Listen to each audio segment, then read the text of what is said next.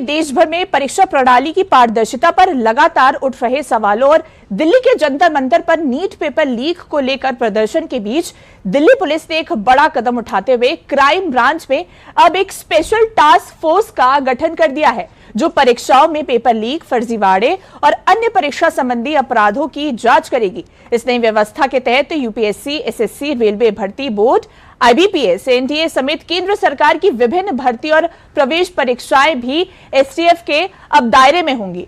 तो देखिए, एसटीएफ का गठन हो गया है पेपर लीक मामले को लेकर, और ये बिल्कुल संतोष, देखिए जितने ये पेपर थे उन सब की जो पारदर्शिता है उसको सुनिश्चित करने के लिए इस एसटी का गठन किया गया। और जो दिल्ली पुलिस में पुलिस उपायुक्त हैं वो एसटीएफ को लीड करेंगे। बिल्कुल कोशिश यही की जा रही कि लीक वाले जितने भी मामले हैं, पेपर लीक के जितने भी मामले हैं, उनको जोड़ा जाए और जो भी सरगना है, जो भी सिंडिकेट है, जो भी नेटवर्क है, उसको तोड़ा जाए। 4 बड़े फैसले अब तक आ चुके हैं।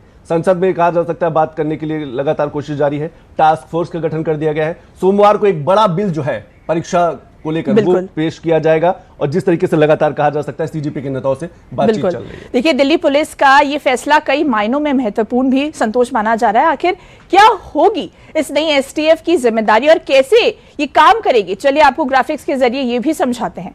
देखिए, क्राइम ब्रांच में स्पेशल टास्क फोर्स जिसे एसटीएफ कहते हैं उसका गठन किया गया है। अब इसका काम क्या होगा? देखिए, पब्लिक एग्जामिनेशन एक्ट 2024 के तहत जो जांच है वो की जाएगी, और इस जांच के तहत यूपीएससी, एसएससी, आरआरबी, आईबीपीएस और एनटीए की जितनी भी परीक्षाएं हैं वो दायरे में आएंगी। पेपर लीक, फर्जीवाड़े और परीक्षा अपराधों पर जो कड़ी नजर है उसको रखने की जो कोशिश है वो की जाएगी। जांच के साथ अभियोजन एजेंसियों से भी जो समन्वय है वो बनाने का प्रयास किया जाएगा। दोषियों के खिलाफ तेज कानूनी कार्रवाई पर जो फोकस है इस जो गठन एसटीएफ का किया गया है वो रखा गया है। परीक्षा माफियाओं पर शिकंजा कसने की जो तैयारी है वो भी की गई है। वहीं परीक्षा व्यवस्था में पारदर्शिता और निष्पक्षता आए, इस पर जोर दिया गया। तो कहीं ना कहीं एसटीएफ का गठन कई मायने में बेहद जरूरी माना जा रहा है आज के समय। बेहद जरूरी है। और पहले ये जो कहा जा सकता है, जो सार्वजनिक परीक्षा अधिनियम 2024 है, ये पहले से ही लागू है, लेकिन पहले इसमें 3 से 5 साल की सजा थी, 10 लाख का जुर्माना था। लेकिन सोमवार को ये उम्मीद लगाई जा रही है कि अब 10 साल की सजा और 10 करोड़ का जुर्माना अगर जो भी पेपर लीक मामले में पाया जाएगा, जो सरगना होगा, जो नेक्सस होगा, जो सिंडिकेट होगा, करारा प्रहार किया जाएगा। और शायद इसीलिए देश की सबसे बड़ी परीक्षा संचालन संस्था नेशनल टेस्टिंग एजेंसी यानी कि एनटीए पर पिछले कुछ वक्त से पेपर लीक के गंभीर आरोप भी लग रहे थे। लाखों युवाओं के भविष्य से खिलवाड़ के दावे के बीच अब केंद्रीय शिक्षा मंत्रालय ने कहा है, एक बड़ा कड़ा रुख भी अपनाया है कि पेपर लीक पर बड़ी कार्रवाई को लेकर एनटीए ने 47 अफसरों को बर्खास्त कर दिया, क्योंकि बड़े आरोप लगे रहे। पेपर लीक का मामला आया था,